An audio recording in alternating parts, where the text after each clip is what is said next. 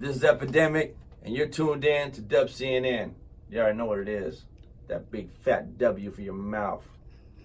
West Coast all day, every day. Bad seed. Boom. DubCNN in the house, my man. Epidemic, my man. Poppin', what's going on? Finally. Long overdue, bro. Super. Yes, sir. Super. So how you doing, man? What's going on? Well, first of all, let's tell the people who don't know about you, what you do, rapper, producer, everything I know. Let them know, a little bit about yourself. So, name is Epidemic, aka Whitey Dorner. Rap, MCing is my love, number one, hands down. Started MCing, battle rapping, like in the late 90s. And got into producing and played a little piano. So that kind of came together. Ran around with a bunch of different crews, all that stuff. Got out there, did my thing. Actually, my professional background, I do graphic design work, art. Okay. So, of course, you know what I'm saying, got to have a day gig to support the habits, you know what I'm saying? And actually have my own business. I do signs, banners, graphic design work, branding, marketing, and all that good stuff. So it all ties in together with everything. And along the lines, I can tell you, doing demo records, back in, we're talking 98, 97, 98. And it was DAWs, but like the low 8 tracks, you know what I'm saying? Right. And that's when before Pro Tools really kicked off to where everyone could have it, you know what I'm saying? Right. So got into that because I was tired of doing demos and reaching out to other celebrities and give it to them. They're like, well, you can rap, but I can't really hear the clarities, So I would always get that, and the one person who told me that, like 2 times, I gave him a demo 2 separate times, and within like a 3-year span, was Warren G. Wow. And he said, look, man, he says, you can obviously rap, he said, but the clarity, man, is not there. And so from that, being from who he is. Where'd you meet him? Like, give him. The first time I met him was at a clothing store that opened up. And I knew the owner, and he took a liking to me because he kind of wanted to help me. He was a ex-NFL player. Oh, no. And so he was real tight with Warren. And so he had Warren come and at the opening. And he walked me over, like, hey, check the homie out. And I gave him a cassette. A cassette. And that was the first time. And he checked it out. Was like, oh, man, like, you can do it. But like I said, it's not, okay, cool. And then the next time, I actually knew another guy who was working at Nordstrom's, and Warren went shopping there, and he was like, man, I got something you got to check out. Okay. And so he actually invited me into a studio. Okay. So we walked in, and he see me, and he like, I know you. Where'd I know you from? I played on, nah. I said, well, hey, I got something. This time I had a CD, though, saying, bam. Man, you can rap, but quality. Man, it's like, I'm like, what do you mean? Like, what are you hearing that I'm not?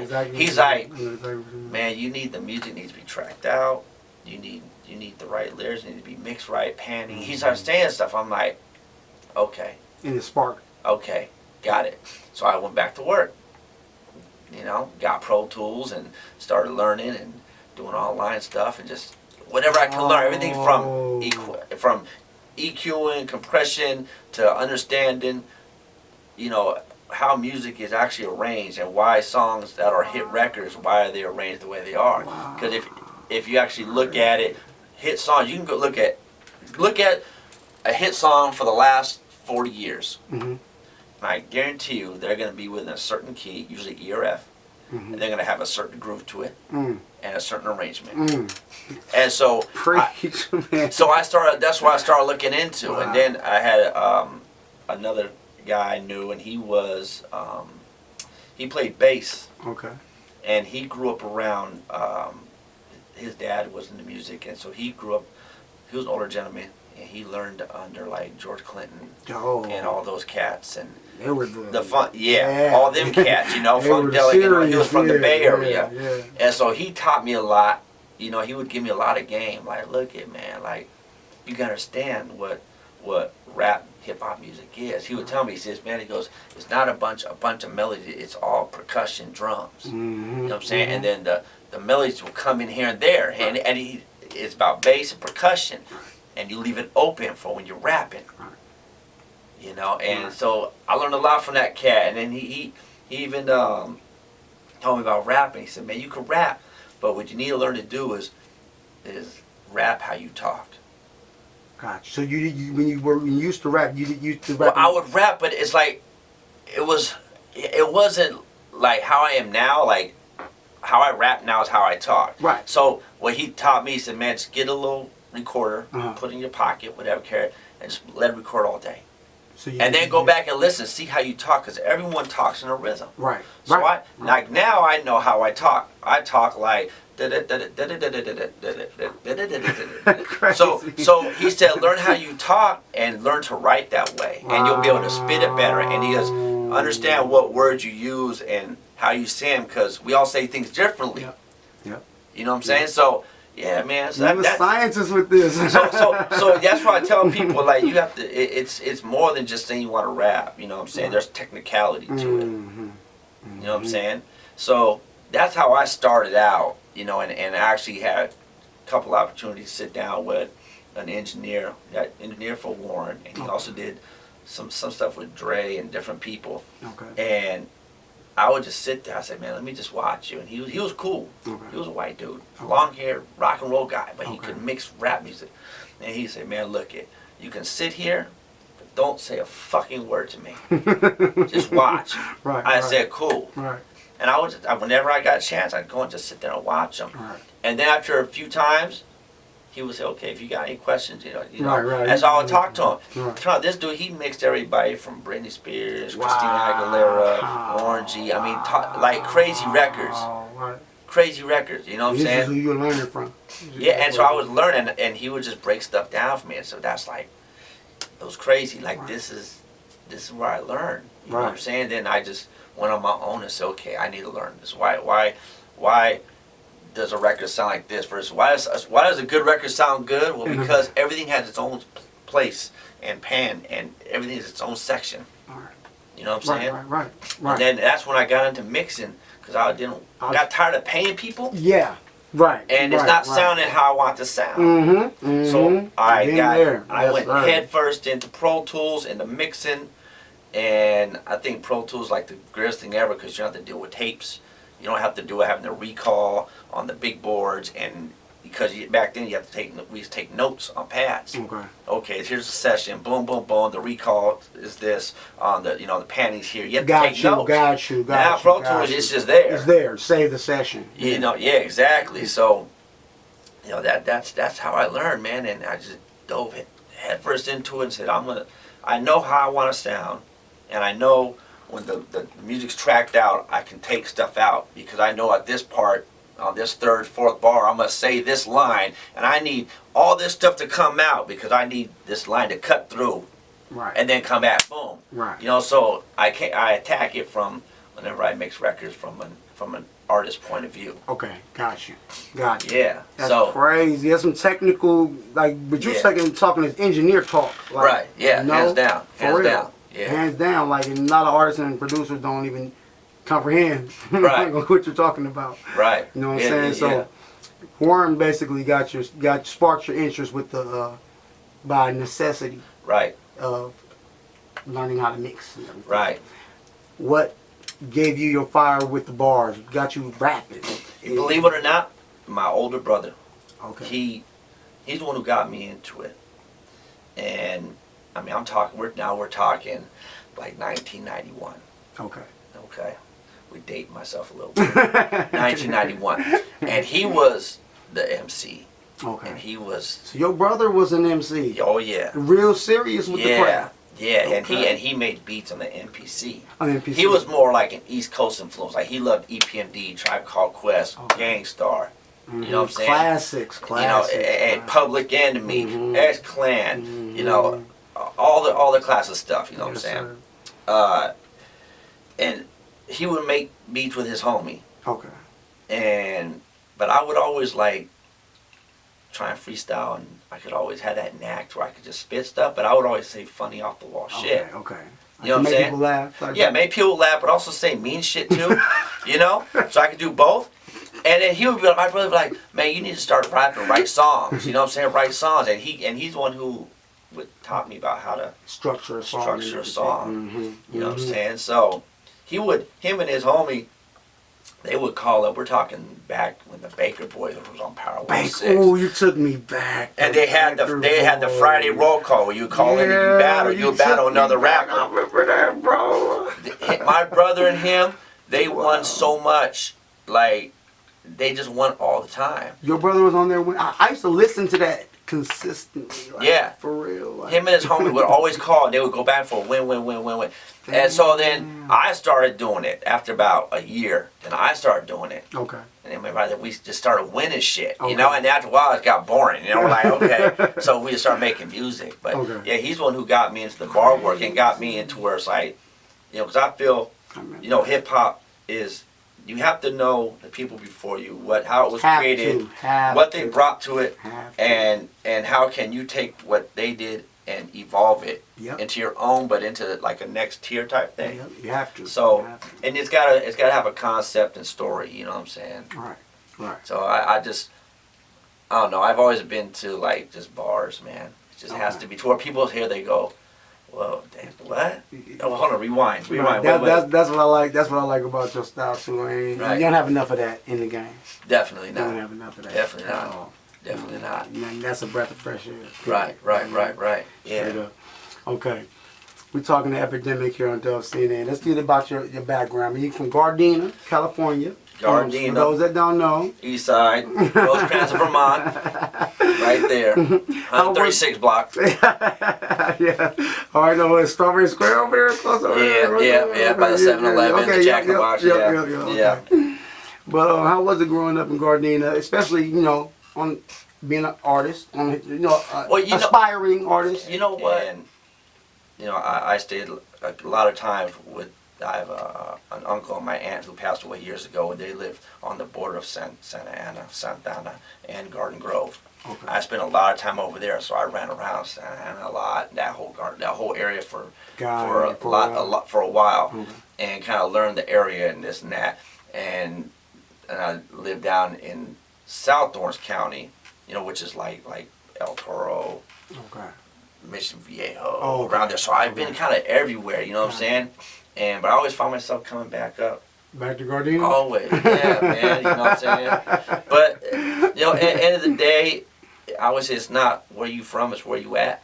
Yeah, absolutely. You know? Absolutely. Yeah, I mean, yeah, it's crazy, man. It's crazy. I've seen a lot. And freestyling off of that, because you're talking about Gardena and, like, you know, you've been to different places. What do you feel about the lack of representation in the hip-hop game from artists from Gardena? You know? Well, believe it or not, there's more artists that are actually from Gardena than people know. Wow. Like on some real famous people, Tyga's really from Gardena. What? Yeah. Wow, I didn't know that. But I mean, you know, it's crazy. You know, and there's a lot of people that has impacted their lives and career. You know, because Gardena's that city. It's next to Compton. You know, you got Athens. It's like everything is like right there, but everyone goes through that. It's where the 91 ends, where the 110 starts. Yep. You know what I'm saying? So you know, there's a lot. If anyone's ever lived in South LA, Harbor area, at one point in their life, they've lived in Gardena. Or Hawthorne. Yeah. Which is right down the street. Right down the street. You know what I'm saying? It's in Gardena or Hawthorne. But there's a lot of dope artists right now out of the city. You know? Okay. I mean, you know, you got the homie Big Doty. Oh, Big Doty. Big Doty is from Gardena. And as far as the younger cats, I mean, you got the young cats, the you know, Baby Bounce and the OKM. You know what I'm saying? Yeah. Dope. They younger, they dope, they got their own movement thing. It's way different from what we was doing. But it's dope. People sleep on that city. Like, I went to school in Gardena, that's what I know. High school. Right. So I know, like, people sleep. Like, Gardena has talent. Has talented people in Gardena, man. And a testament right here with Epademik. Yeah. You know what I mean? So, yeah. Back to what you're doing now, man. What you got going on now, Epademik? You just did a show. Kinda, yeah. Okay. Then a show in La Habra and a fight broke out. The first song of my set, but it was live. It was packed. Oh, it was? It was. Joe. It was packed. Joe, I know you were mad that they fucked it up, though. Man, like... hey, we were rocking and the crowd was feeling it. It was all good. I mean, no doubt it was a cholo party, but it was turned up. It was wild. And then right at the end of my first song, just some guy, it was this one dude. He was way too lit. And he was acting crazy, banging on people, and he banged on the wrong people, and there was way too many of them. And he just gave, you already know how that goes. Yeah. So, but it was cool. I was able to still get my song in Dope. and met some new faces and all that stuff. But got another show coming up, November 24th, with OG Suicide. Dope. We're gonna have Big to the Boy performing. Nice. The homeboy Siete, he's performing. Hot Boy. Dope. So that's going to be our club out here. September. November 24th. November 24th. November 24th. That club. Bahia. Yeah, you know DubCNN gonna be. You know we're gonna try to be in the building. That it's tribe will be wild. In the building. Okay? It's gonna be wild. It's gonna be a good one. So and I got some other shows we're trying to lock down right now. So I'm gonna be real active for this end of the year. As an artist, do you like performing more versus recording? It's different. Different. I know it's a different. It's a complete high. It's a complete different high. Yeah. I mean, performing it. I look at it like this. I like the recording aspect and creating, because it allows you to start with a blank canvas, and you're anticipating how are people going to receive it. Right. You know what I'm saying? Creating the whole everything. But then when you get it, the finished product, it's like, okay, this is it. And you get your show tracks together, boom, boom, boom, and you're rocking live. And when the energy's there and they're receiving it, and you're like, yeah, okay, boom, and then they're like, we want more. Then that's dope. But I mean, I like them both equally. Yeah. All right, you perform a lot, right? Like, you know what? I am now, but like the last 2 years, I really haven't done no shows. I just been recording and just doing other shit. Right. But yeah, when I start doing shows, when it goes, it's just I know it's a totally different high. I know. I'm more on the recording side. I don't really perform, but I know I see the energy, like when you witness it. Like, yeah, it's wild. It's crazy. Yeah. Hella crazy. yeah. I love it. Yeah, yes, for sure. Let's talk about some of your projects you released in the recent years. Of course, you had the mixtape where you guys went at Tekashi. Oh yeah, the Walter and Whitey album. The Walter, let's tell the fans, because you know it's still relatively fresh. You know. Yeah, that was last year. Yeah. So the Walter and Whitey project. Me and the homeboy Sickness from the Bad Seed Camp. Right. We were talking, and he was over at my pad, and he's like, "Man, let's do something. Let's create something." Like, okay, cool. Right. Get some beats together. And that's how we usually just start, you know. Right. And I said, we need to do something like shocking, but get people to pay attention. Right. And I go, man, is there anybody out here that we really don't like? I always wanted to get the psyche behind the creation of it. And then he's like, well, you know who I don't like? He told me. And no one really knew who Tekashi was. We're talking, so this was... This before the whole case? Before he even did the LA... I mean, he was not even known. Okay. And he was like, man, there's this kid, man, from New York. And I'm like, okay. And he showed it to me, and I go, yeah, I've heard of him. I'm like... Nah, I go, to me he sounded like, I thought he was like kind of like a DMX type voice. I was like, oh, he sounds cool. Right. He's like, nah, look at this dude messing with little girls, he's this, he's probably, and I'm like, oh, we gotta get him. Let's go. He's fraudulent. At that point, I was like, he's fraudulent. Right. You can tell when somebody's really... Oh, yeah, absolutely. The kid, he's not a gang member, he's not a street dude. It sounded good on the records, then you saw it, it's like... So I was like, this dude's fraudulent. So we just started looking more and more, and at that time the big artist was Lil Yachty. Right. And I was like, oh, this guy's, oh God, I can't. Oh, you were on Lil Yachty. So then Lil Pump came out with the Gucci stuff, and I was like, oh. So it's like that whole thing was going on, rainbow hair and all stuff, and I was like, this is crazy. You know, because at the end of the day, rainbow color is, you know, the gay community. That's what it's their rainbow symbol. Right. So it's like, y'all, you're not gay. So to me, that's that's like false flagging. Right. Right? Same thing. Right. So I'm like, okay, Right. this can't fly. And people were saying, oh, this is hip hop. No. Right. So that's when we started doing the Walter and Whitey. And we knocked it out fast. Right. Like, got the beats together and wrote and recorded everything. Literally, I'd probably say total 2 months. Okay. Got it. And got the art where we did the cartoon theme. Yeah, that's what they were all doing. Yeah, I love that. Yeah. Shout out to my cousin, my prima. She did the artwork for me. And we put it out. Okay. Did a campaign, online campaign. Got a lot of attention. Right. That shit got a lot of attention. You know, people were hitting people I know in the industry like, what the fuck is that? What's going on? Like it's hot, you know? For those that don't know, he had Tekashi's, I think, head cut off. Decapitated head. Yeah. Yeah, it was wild. Body parts and shit. Yeah, it was off the chain. So look it up, Walter and Whitey. Walter and Whitey. That's what it's called. The group.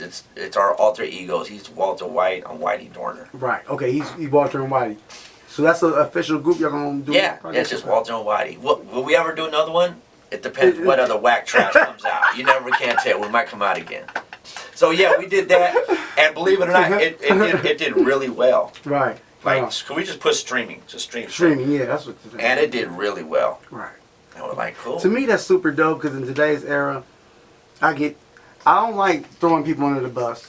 Ever, but it's a lot of everything's got to be PC, you know. Right. And you got to be politically correct and all that. But I like shit. Yeah. You know? and the cool part is I can get away with it so much because of my skin tone. Why you say that? I'm light skinned. People, you know, end of the day, they're like, oh, the white boy, even though I'm Hispanic, but whatever. You know what I'm saying? Man, I'm a mixed kid, you know? But like, oh, the white boy, oh, he's a crazy white boy. Right. Crazy white boy. What they say about Eminem, crazy white boy. Right. Okay, I get you. Okay, I get you know what I'm saying? So I can get away with a lot more, and I know it. Right. So I push the envelope. That's smart. Push the envelope. You have to. You have to. So use the tools God gave us. Yeah. So that probably did really well, man. And believe it or not, before that, I didn't drop anything. What album was it? The Beast Within. That was 2013. Wow. In between then, there was just like singles. Okay. Got you. Yeah. Got you. What project you working on now? I'm working on an album right now. You are? I figured. I'm working on an album. I'm trying to have it done for October. Okay. We'll see. Okay. I'm about 75% done. Okay. Got you. Yeah. Got you. Are you in the battle rap at all? Not no more. I mean, I started out doing that, but as far as going and getting in the content, like I'm done with that. You know, but I still like doing freestyle competitions online. But that's why I asked because it's kind of like in the same, not the same, but similar. Yeah, it's a little bit different. Cousins. Yeah. It's exactly with the Dozens game and all that. But I mean, I just did a contest that just ended. You know, and as far as I'd probably say the other recent project was the mixtape, the Epi Stole Your Beat Ho mixtape. Oh yeah, tell them about that. They jacking for beats type. Yeah, shit. so at that time, every song on the radio was a Mustard beat. Mustard. That's when Mustard was just everything was Mustard. You know what I'm saying? The unplayable hi hat. You know what I'm saying? The minimal. Right. The four key thing. You know. So I was like, you know what? I want to do a mixtape, and I want to do a concept. I'm big on concepts, you know. Yeah. So it came to me. I was literally in the market and doing some grocery shopping. And I seen the mustard bottle, and for some reason I looked at it. I walked by it. I see the mustard bottle, and I looked at it, and you know YG says, you know, mustard on the beat ho, right? And I walked by. I looked at it. I went, Epi Stole Your Beat Ho, and I kept walking. I just said it out loud. People were like, what? And so I was like, and I thought about it. I'm like, I need to do a mixtape. Epi Stole Your Beat Ho, still all his beats, the hot ones, just some features on there, and do my thing, do how I would do it. And so I ripped all the instrumentals I could find, got the best ones, and I got a bunch of features on there. You know what I mean? I had everybody from Rum. I got Rum on it with Suicide on one song. I had the homie EX the Hustler on it, Warbuck Morgan on it, Big to the Boy, A Tizzle. Shout out. I had Sickness on it. I had so many features. It was so good. You know what I'm saying? Everything just came together.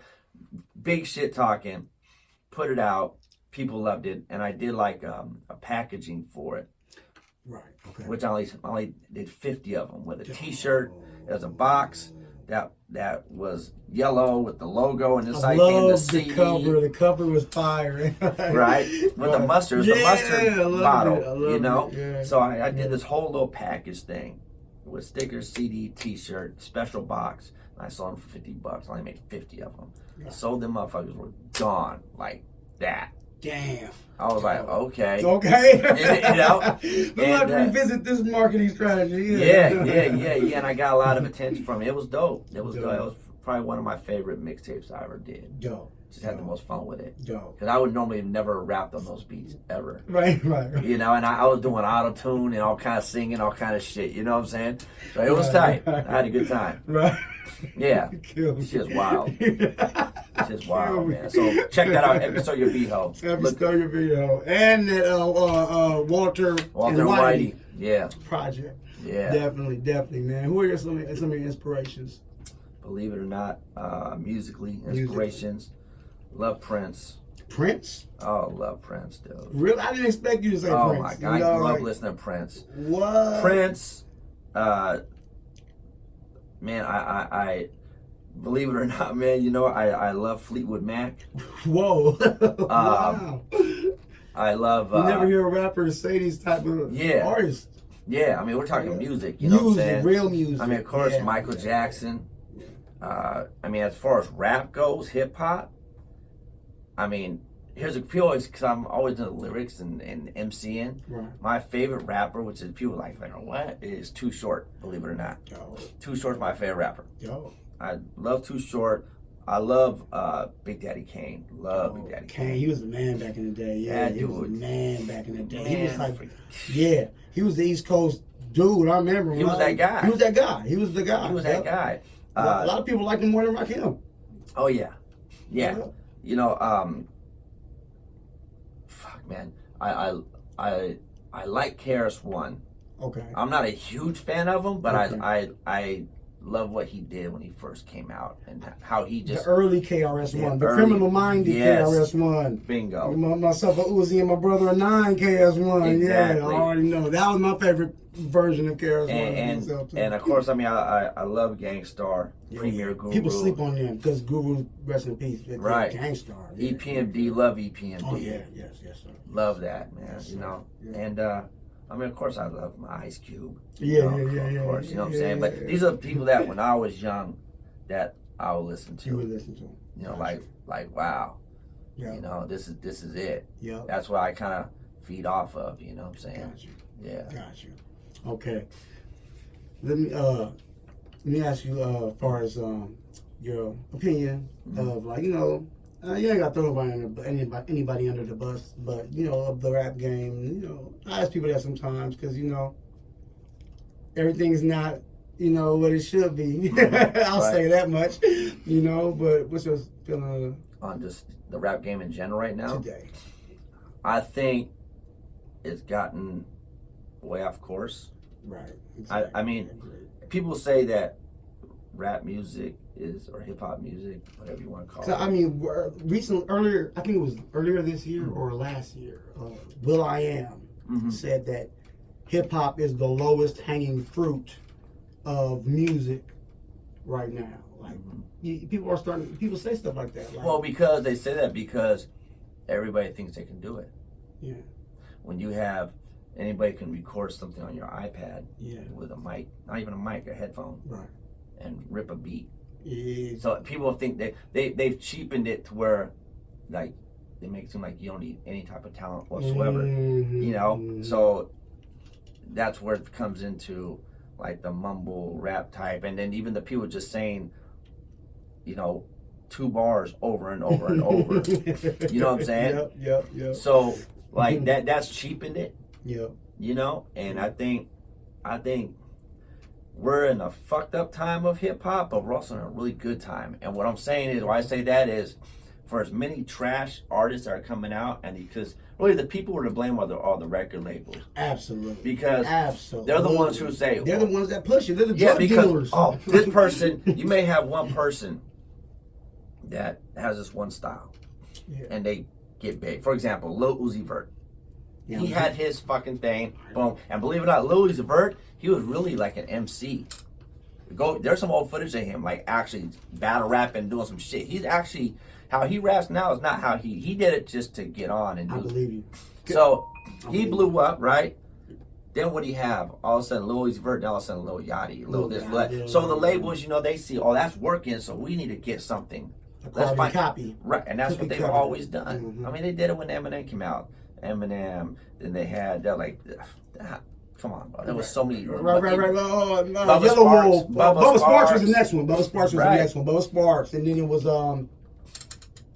it was a lot. There's a bunch of them. So that's what they try and do. You know what I'm saying? And that's what fucks the game up. Do you have problems with that label at all? Because you mentioned it earlier. You know what I'm saying? You said people go as the white, but people don't know your ethnicity. Well, so you know what? People like to compare. Hands down. What does it sound like? You look like this. You look like that. I mean, people. I'm so used to it now. Okay. You know what I'm saying? Gotcha. But when people say, "Oh," people always say, "Oh, Eminem." Right. And I tell people, "Oh, you're a homeless person." They're like, "Why would you say that?" Well, you look like a fucking bum, and they get mad. You know what I'm saying?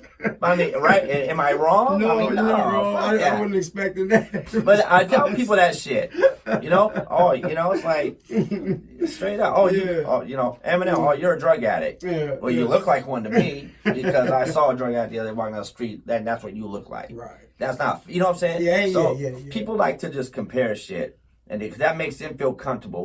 When there's something that they can't understand or can't compare, they freak out. Right, they try to put it in a box. It's weird. It's the weirdest shit. It's the fucking weirdest shit. It's just weird as fuck. Right, but you have ran into that kind of. Oh my God. I'm sure. Oh my God. I'm sure. Yeah. Anytime a light skinned guy can fucking actually rap. Mm-hmm, sure. Oh, Eminem. Oh, you're not as good as Eminem. I'm not trying to be him. What the fuck are you talking about? What are you talking about? I feel you. Yeah. You got that kind of bullshit in the game. You know what I'm trying to say? Right. You know what? I'm going to ask you something new. Everybody's asked top 10 MCs. I'm going to ask you the top 10 worst MCs. Top 10 worst MCs? Yeah. We can do the top. How about this? We'll say 5 and 5 because 10 is just. Okay, 5. We'll say 5 best MCs, 5 worst. 5 worst. Let's go 5 best first. Let's do the top 5 first. Yeah.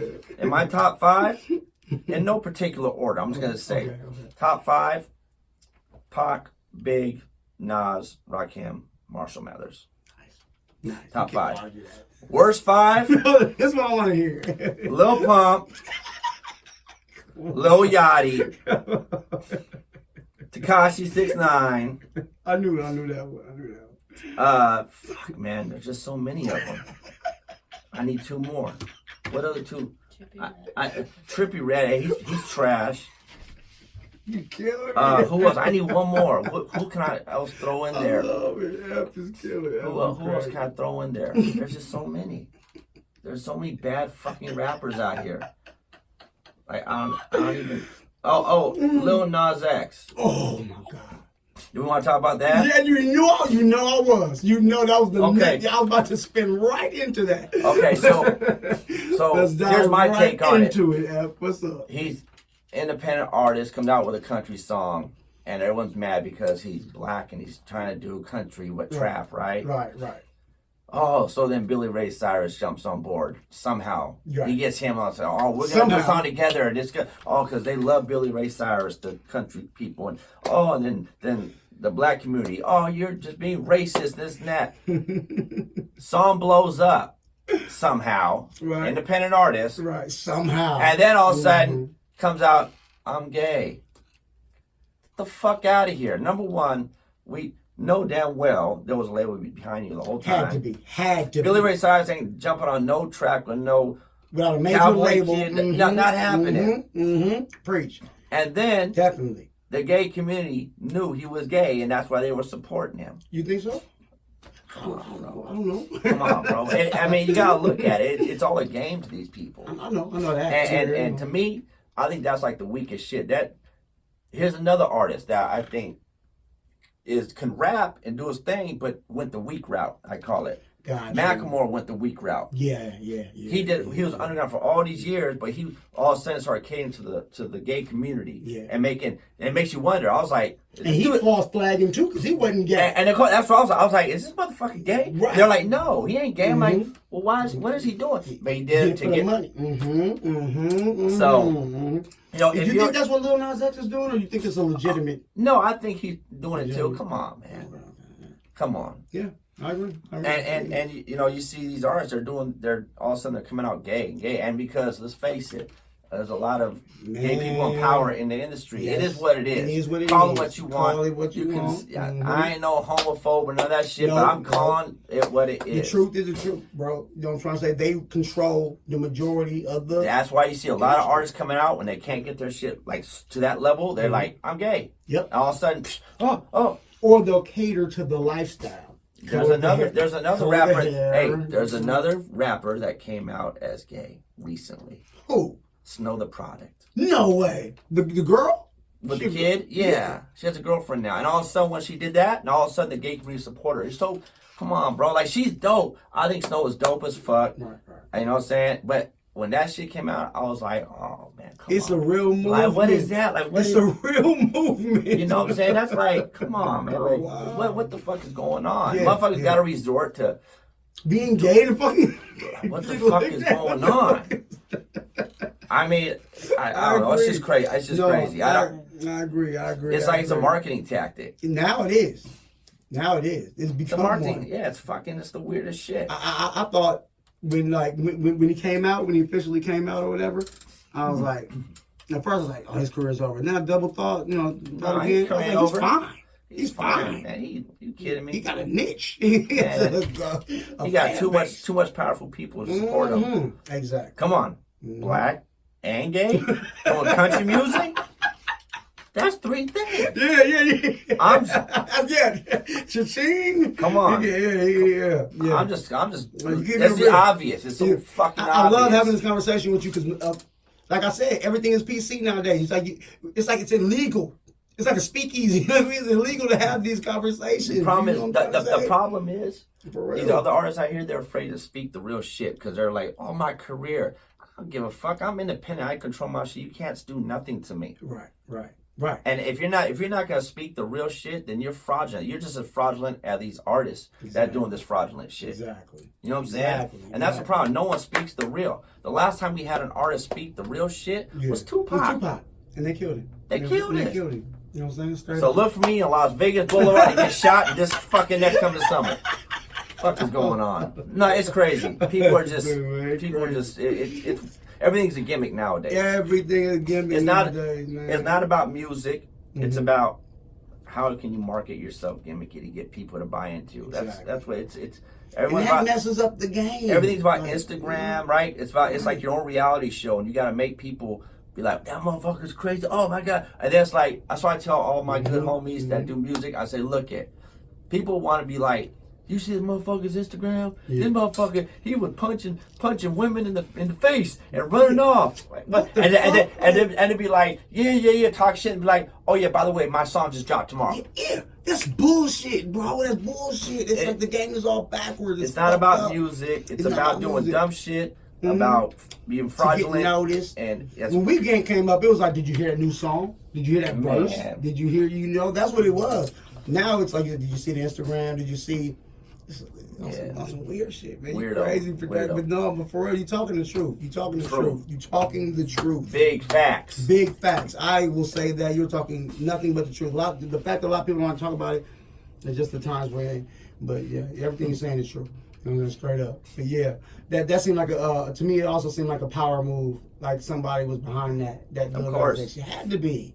You know what I'm trying to say? Like, you had to be, man. You look up, I'm watching NFL Network, and his song is on the NFL Draft. Like, that's the theme song. I'm like, come on, it's power move. He's not an independent artist. No, independent artist. You don't get that type of move because it costs too much money. Yeah. And the major labels, they have the money, but they even more. They have relationships with the TV networks, with the movie companies, with the radio stations. They have the relationships. You know what I'm saying? Preach. It's nothing but game on everything. You know, they got the big money in the relationships, and that's all this is. Since we talked about, we spun off on a little Nas X. All right, I think I asked my correspondent this on our little podcast. It's agreed we're living in an era where you can be a gay rapper. I remember growing up, it was like, yeah, it wasn't happening. Dude, it was like a unicorn. Today, that don't exist. Today, you can be gay and a drug addict. You can be a drug addict and gay. Back then, and those two were the cardinal sins of the rap game. All you could do is smoke a little weed. If you was doing all this other shit, you a drug addict. You're a drug addict. Crackhead. You're a drug addict. You look like Chris Rock in New Jack City. You know what I'm saying? Yeah. Yeah. Speaking of that, in today's era, you can be a gay artist. And well, let me take that back. I know there's people listening, and I want to clarify. There's nothing wrong with being per se a gay artist, but hip hop. Here's the thing. Thank you. Can you? Okay, look it. There's nothing wrong if you're a homosexual, you're gay. Right. But rep your shit out the gate. That's what I'm trying to say. Like coming out acting like yo, and then all of a sudden your cells ain't popping. Then you're like, now I'm gay. I'm gonna go gay. Thank you. No, that's what I rep your shit. Rep your shit if you and gay. that's you know? it. Cool. Yeah. You do your thing. Great. Right. Awesome. Right. Rep your shit out the gate. Rep though. your shit. Be proud of yourself. Right. There you go. There it is. You know, you think an artist that is heterosexual can come back from what Young Buck experienced? Yeah. Yes. I think so. I told you. Because you know why? No. You know why? Because music is a motherfucker. Okay. You know who came back from crazy shit? R. Kelly. Yeah. Motherfucker, fuck R. Kelly. And guess what? He had y'all motherfuckers two-stepping in the name of love. Come on, my nigga. Come on. Yes, music. Hey, music. Hey, music's a motherfucker. Music's a motherfucker. Hey, Michael Jackson. Oh, preach. These little kids. Preach. But that motherfucker come out them records, you be like, I don't give a fuck. You don't Fuck give a them fuck. kids. Fuck them. They should be lucky they sucked his dick. You know what I'm saying? But it's real. Music is a motherfucker because you know why? Music is attached to our heart and our soul. Right. And it gives you that moment. And that's it. If Young Book came with some fucking amazing universal material that just touched everybody and had it, whether dancing or whatever, right? Yeah, he can come back. He can come back. Okay. Come on, man. I feel no. You gave two great examples. Yeah. Michael and R. Kelly. Come on. Especially R. Kelly. Exactly. Hey, I know people. Man, my second mom. She stays in South Central LA. Okay. Know me since I was a baby in Gardena. Yeah. And she says, you know what? I don't care what they say about R. Kelly. I'm still two-stepping in the name of love. Fuck all that. That's my jam. And R. Kelly bumping and grinding. That's something. I'm like, that really got you feeling a certain type of way, huh? You know? Straight up. So, if he comes with that good music fixes everything. You're right. Because I have the conversation with my baby mom, and I tell her, like, you know what? It may sour me on the artist. Right. You know, I'm not going to be like going to his shit and looking at his shit. Right. But if it come on and I like the song, I'll probably still play it. You know what I'm saying? I'm just being honest. My baby mama, nope. Man, if he came with a shorty wanna ride type joint again, motherfuckers will forget about it. Even though his shorty on the ride may have a little extra package, but I'm just saying. Man, come on, man. Deeper meaning. Come on, shorty wanna ride, yeah, okay. All right, Young Buck. Shout out to Young Buck, though. Hey, Shout out to Young Epidemic Buck. is a fool, bro. Yeah, people are afraid to speak the real. That's why. Wild. That's what Epidemic's known for, though. Yeah. Y'all don't know. You know what I'm saying? Yeah. Y'all should have known from the Tekashi's head decapitated on the man. cover. It's wild. It's wild out here. Oh, man, you're killing me, bro. You're killing me. Okay. Talk about these new projects you got coming. Okay, so the new album, Untitled. Well, I have a title, but I'm not going to say it. Okay. People steal stuff, you know. Absolutely. So, a new album, I got a bunch of features, which I don't do a lot of. You don't. I really You don't. don't. You know what I'm saying? So, just be ready. I'm going to have some videos and all that stuff. So, stay tuned. Gotcha. When it drops, it's gonna be good. By It's way different. That's what I'm shooting for. I'm trying really hard. But you know, sometimes features trying to get people to That's the hang up. Oh, I hate doing it, bro. That's why I don't do them. That's why I don't like doing them either. I've done a couple, but I'm like, oh, well, especially if you pay for it. Yeah. So stay tuned for that. So another product I'm involved with for the last 6 years or so is One West Magazine. Oh, yes. So how One West Magazine came about, you know, my bro OG Suicide, Right. we was talking, and one day on the phone, like we talk pretty much every day, and we brainstorm whatever. And he says, man, we should create a platform for artists, like independent artists that can't normally, if they don't got money to get it in the big blogs or magazine, whatever. And he said, we should do a magazine. I said, okay. And he knows my background, graphic design work and all that stuff. So, okay, well, cool. And he thought, what do we call it? And I'm like, I don't know, what do you think? I always just said, well, you know, he said, why don't we call it Get Familiar? Okay, well, why would you call it Get Familiar? Because Get Familiar with the artist. I said, that kind of too hood fabulous, you know? We need something more, a bigger name. And I told him, I said, hey, I go, what the clothing shirts that you have? What? It's One West. He said, yeah, One West Clothing. And that's what he started with. That's the clothing. He started with the clothing, shirts and hats. Okay, that's where the One West started. One West Clothing. I didn't know and he that. had. Okay. And so I say, well, you know what? Since that's already out, and it's known like in the streets, Compton, LA, I said, let's just make One West Magazine, make it a brand, keep it all together. And he was like, that's dope. One West, basically, because everything is just one. But it's from the West, but we all one. Right.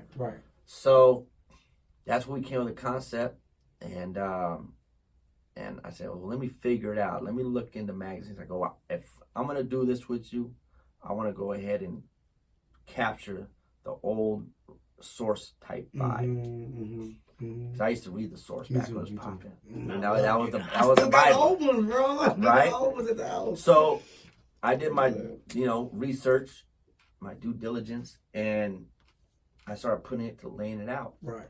And that's how I created it. I did the whole fucking magazine. That's what I was just about to ask. You created the online magazine? I designed it all, everything. That's awesome. And so then we came up with the first issue, and the first issue we got Problem on it. That's when the Like What song was out.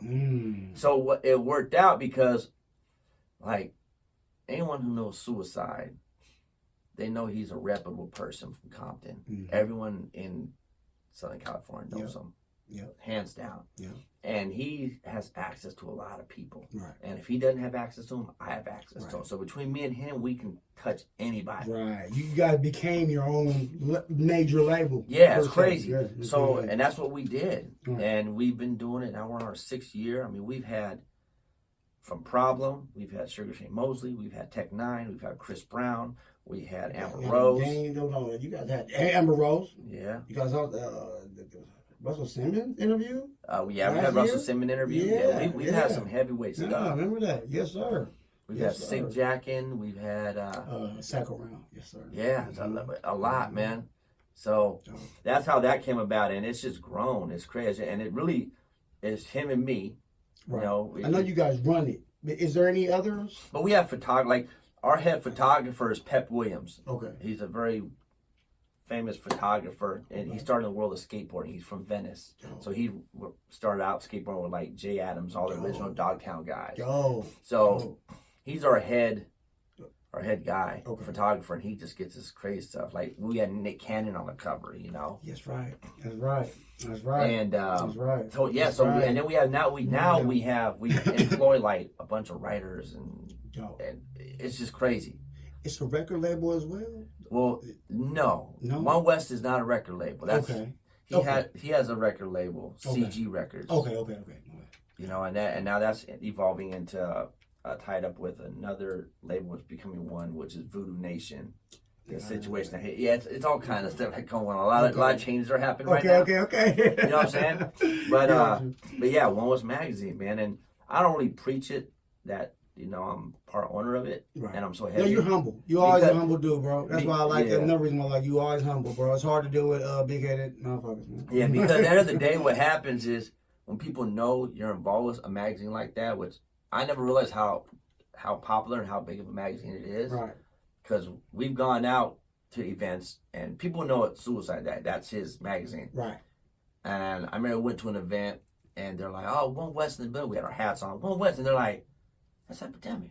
Like, blah, blah. I'm like, "Oh shit!" You know? And they're like, "Man," they go, "You part owner?" And then I'm like, I'm like, asking you for favors, bro, I need a cover. And so then now it's turned into the people that do know. You know, it's like, you want a cover? Okay, well, how many copies do you think we'll buy? How many people will buy this magazine because of you on the cover? Exactly. Can you sell 20? Guarantee us? Hey, I tell people, can if you can't, off your face alone, sell 25,000 units out the gate, you don't get the cover, bro. there's a reason why we have a Nick Cannon, an Amber Rose, a Tech 9. Understand how things work. We're gonna get you in the magazine, just not on the cover. Yeah, so that's yeah. So I kind of keep that. Well, now everyone fucking knows now. But so if Where do you guys plan on taking the platform, man? The next, because you guys been live for 5-6 years. So we got some really big shit happening.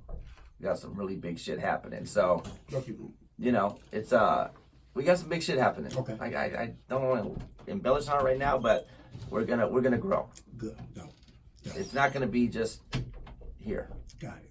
And we're already in other states and stuff like that, but it's gonna get. Is it gonna stay print as well? Yeah. Online? Yeah. Print and online. I love the fact you guys still print. Right. You need that, man. You know need what I'm it. saying? You need that. That physical. You need that physical copy, man. Yeah, Like, yeah. So we're gonna expand. Okay. You guys will see something probably the next 3 months, Dope. and everyone will be like, "What the fuck?" Like, yeah, we've been working on stuff for like the last year, Dope. and we got our next issue. What's the next issue? We're working on it now. Okay, sorry. Yeah, you'll see the cover should be out in rotation probably within 2 weeks. Yes. And we got a good one. We actually got 2 really big people in this one. Okay.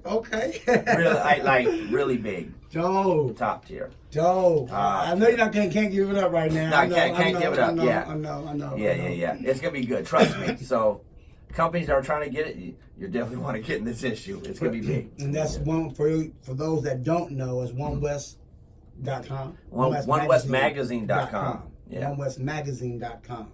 Yeah. And how's it working with Suicide? You mentioned the OG, you know what I'm saying? Shout out to OG Suicide. That's bro, you know man. That's bro. You know, I've known him for a long time, man. And from the first time I met him, you know, we just linked up and we know a lot of common people and we just work really well together. Good. There's never been, it's funny because I always laugh at him. I say, damn, bro, all these people you've known and you always get into with people. And it's never him. It's always them. You know what I'm saying? And he's like, well, you know, some people just, they ain't solid, you know? I'm feeling something. I feel there. You know? But yeah, man, he you know, a lot of people, they know, who know him from his past and just his get down. A lot of people are intimidated and get nervous around him, you know. Because he has the gangbanger background. It is what it is. Yeah, you know what I'm saying? He's from the West Coast. But he survived, you know. Survived, you know, exactly, he's a shark out here. Yeah. But you know, end of the day, he's a good dude, man. Yeah, he's a good dude. And he's very intelligent, very smart. He's a good dude. Yeah. He's been through a lot, seen a lot. Like I would say, any OG that's reached that 50-year mark, they've never done nothing wrong. They've never done nothing wrong because they're still here. That's a good one. You know, but yeah, it's cool working. We get a lot of stuff done. Dope. We're always brainstorming. Dope. Yeah. So you gotta stay tuned for the next issue coming soon. Yeah, end of October. End of October. Yeah. You know what I'm saying? And make sure you guys visit the platform. OneWestMagazine.com. Yeah. Yeah. You know what I'm saying? And shout out OG Suicide as well. Boom. That's what I'm trying to say. You know what I'm saying? So yeah, back to you, Ed, my man. I'm loving this conversation with you, bro. So, man, where can fans find you online? All that good stuff, man. Our website, Epademik.com. EPADEMIK. Okay. Everything right there. Got the Okay. shop Do you going. interact with fans? Yeah, oh, man, all the time. Hit me on my Instagram. I'm always, you know. Yeah, I know. Man, you know, hate and love and take it all. You know what I'm saying? Got you. Because, you know, haters are just fans that don't know it yet. They don't know it yet. That's all they Exactly. are. You know, something bothering them about it. You know Yeah, what I'm you saying? know. Yeah, that's all. Yes, sir. I'm not worried about it. But yeah, hit me. I always respond, you know. And I try and get on my Twitter more, but Twitter's just funny. Yeah, it's hard to interact people with on Twitter. It's kind of like leaving an ad. You know what I'm saying? Yeah. And shit like that. Excuse me. Yeah. So. Yes, sir, my man. We were talking about some of the artists out today and how they, they'll mimic the end thing. And another thing, a lot of them don't even have their business right. Like we were talking off camera, man. Can you speak on that a little bit? Yeah. So what I noticed is all these artists they talking about, and I know this is fact because a lot of them will message me on Instagram after I post something about ASCAP or copywriting or Nielsen SoundScan or any of the the educational aspect business of it, and you'd be amazed. And some of these artists, they'd be on their Instagram talking about, oh man, I got my check, man, I got some check coming in, I got money, blah, blah. But then they'll ask me, man, so how do I register with ASCAP or CSAC or BMI? How are you getting checks? How are you getting checks? What is BDS? What is media based? Don't know what BDS is? What are you doing? If your shit gets spit on the radio. Yeah, exactly. So, I mean, it's crazy because I sit here and I give up so much game. I'll talk to these cats and people will be laughing. They're like, damn, bro. They tell me, man, you need to charge these motherfuckers, man, consult them, Webinar on there. But what artists need to understand is, people would ask me, how do you get checks? I mean, I get checks every quarter, which is every third month. There's 4 quarters in a year. How do you get checks from ASCAP or your distributor or for that? What's mechanical royalty? What are these things? End of the day, artists, number one, join ASCAP, BMI, or CSAC. Yes. It don't matter which one. They all do the same fucking thing. Yep. Join one of them. Get your writers, and then start a publishing company. Without the publishing company, you will not make money. It costs no money. I don't know what it costs now. Yeah, it don't cost much. It's only like $100 for both. Register every song you do. And when you do a song with somebody, explain the difference between a songwriter and a publishing company. Okay, so there's, for a song, first of all, we'll say there's a song, the breakdown. You have a composer, which is the producer. You have a writer, and then there's also other aspects to it where they list on there. You know what I'm saying? There's authors, and so for everyone involved with the song, there's a spot for you to put on there, and everything has to be even percentages. You know what I'm saying? So you have to have that on your writers, and then the publishing company aspect is that's how they pay you, because without that you can't get paid, because without a company you can't get a paycheck. So that's how I tell people. Like, oh, you can be like, what do you do? Oh, I deliver pizzas. For what company? Nobody. Okay, you have to have a company. You know what I'm saying? So artists, get out there, join ASCAP, BMI, CSAC. Create a publishing company, pay a little thing, and once you pay once, that's it.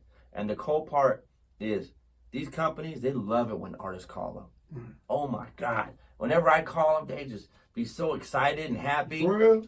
I swear to God, they'll help you. If you can't figure it out, they'll help you. BMI pretty friendly. I'm with ASCAP personally. Okay. And it's like, they're just so friendly, and they want to help, because that's what they're there to help the artist.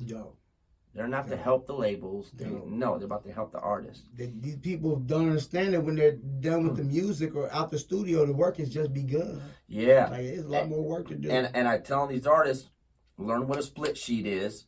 A split sheet is a piece of paper that lets everyone who's on that song, whoever wrote on it, produced on it, even if you just wrote 4 words, guess what? You're entitled to an equal amount of that song. And the split sheet, very important. A lot of you rappers just be doing songs with people and then put it out, and then paperwork, no paperwork on it. Like on a split sheet, I'm gonna tell you all what's supposed to be on a split sheet. Get your pen and paper. You ready? It has to be the government name, the full government name, an address, a phone number, and a social security number, and then your artist name, the name of the song. The runtime of the song. Right, runtime, How the song is it, what label is it putting it out? What distributor's putting it out? And it has to be dated, and everyone has to sign it, and that gives a clearance. Without that, you can't really put a song out. Yeah, Really. yeah, especially if somebody's on a major label. Like, Yeah, oh yeah, they won't forget sign about it. They won't sign it. They won't. So cover your ass. Do split sheets. Mm-hmm. You mentioned the publishing. A lot of these the dudes don't even have their publishing together, let alone copyright. You know, Right. You know what I'm trying to say? Let alone that. You know what I'm trying to say? There's a lot more to it. Oh, that's what I was trying to fish in my brain. You mentioned the Nielsen and BDS. Right. I know for a fact that a lot of people don't know what that is. And the cool thing is media base, BDS, those are the companies that count how many times a song is played on the radio. Exactly. So, and there's a lot of online stations that pay a yearly fee. Yes, it's like $800 or so. Mhm. I know we have for One West Radio, we pay that. Okay. So those companies, every time your song gets played, you get a spin. Get royalties, yeah. You get royalties. Yeah. So it's free. Nielsen SoundScan to register your barcode for your song, your album. It's free. Yep. Media base, BDS, to register your song with it, it's free. All this shit is free. They're essential. So like, anybody who says they're gonna charge you to do this, they're taking your money. And if you're dumb enough to give them your money, then you're a fucking idiot. This is all free stuff. It's all free. You know what I'm saying? People don't take time to learn the business. Man. You know what I'm saying? That's why they're losing. The BDS. That's why they're publishing. losing. You need all that, man. You need all that. You can do it in one night. Man, Not all and- that back working all night. I'll give you a cold ass example. So I did an album back in 2005. Yeah. And on that album, there was a song. There was a show, reality show. It was that model chick, old model chick. What was her name? Janice Dickinson, I think her name was. Okay. Somehow in there, one of my songs played for like on a phone or something for so many seconds. Yeah. That had to get registered. I still get checks from this shit being played in Sweden and all these other countries. I still get small. Now they're small checks now, but I mean that's what I'm saying. It was registered, and I still get little checks just because it was so many seconds of it was played in a show, and it was just long enough to where it was identifiable. Right. So imagine the publishing company picked it up, or was it the ASCAP? ASCAP said, "Up, no, Pam." So I get to, and I didn't even know, and all of a sudden my name came up on this episode for this and that, and I'm like, what the fuck is it? And I was like, and I still like, you know, we're talking 2005, 13 years later, you still getting checks. I still get small little checks. You know what I'm saying? Along with your paperwork. So, that's a perfect. So imagine if you get a song that's on a TV show and it's a syndicated show and it's a show that always goes. You'll get a check for life. Right. Get your paperwork Get right. your paperwork right, people. And that's why people say I'm a big fan of put your content out. Put it if you're don't hold on to your music. Yeah. Put it out. Register it. I talked with Red Rum about this because he got a catalog. Like, Yeah. I'm like, Rum, what you drop something? Drop Hey. it. He is though. I don't even know. Like, You know what? It's better just to drop singles. Yeah. Just drop them, put them out. Because the more content you have, what if someone finds you that never heard you, and all of a sudden they're like, "Oh, I want this in my TV show. What else? What else?" Right. You know what I'm saying? Yeah. So put that content out. You never know where it'll end up. Yes. Yeah, I tell them that all the time. Like, man, they got thousands of songs, bro. Don't hold on to it. Songs that be real. I'm like, Yeah, hey. Yeah, put them out. This is sick. Come on, Rum, put them out. Rum, put them out. Damn it, man. Damn Fucking it, bro. out. Damn it, bro. You know Rum is tight as fuck. You need to put that shit out. I'm on your helmet. Yeah, bro. Come on. Man, I love this conversation with you, man. We're going to definitely bring you back. Most definitely. To the, definitely bring you back soon. Matter of fact, when the album drop, you know what I'm saying? It's dropping in a month or two. We bring you back, bro. You already know. And we're gonna get it popping again, and we thank you, man. Always. Taking your time out, straight up. Man. Always, I Straight appreciate up, it. man. I appreciate it. You know, any last words? Or shout outs? Man, shout out to my squad, Bad Seed faculty. You already know. Sickness, Rollo, A-Tizzle, KQ. That's the squad. Know the name. You know what I'm saying? Shout out to myself for being fucking just too real. Shout out to One West. Shout out to my bro, G Suicide. You know, man, Shout out to y'all, man. You know what I'm saying? Good looking, DubCNN, man. You already know, bro. All day. Man, West Haven. You already know what it is. You already know. Shout out to everybody, man. Yeah, bro. There's just a lot of good shit happening out here on the street level. Yeah. As far as music. Yeah. You know? And yeah, man.